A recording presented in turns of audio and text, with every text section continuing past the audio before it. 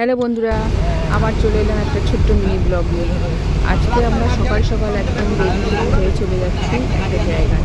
একটা জায়গা বলতে ঘুরতে আমাদের বাড়ির সবাই মিলে আমরা যাচ্ছি, যে আমি সুন্দরী রঙে হিসেবে যাচ্ছি। আমার পেছনে আমার শাশুড়ি মা, আমার যা, আমার দেওররা, আমার বর, আমার দেওরের ছেলে, আমার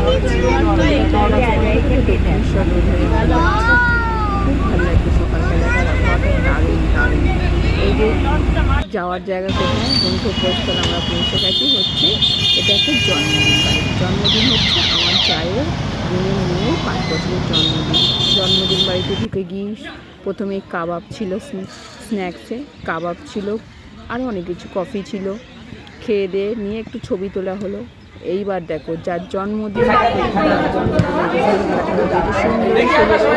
সাদা পরিয়ে মাথায় দিয়ে সেজে রয়েছে, কাঁদছে, তার জন্য বেশি।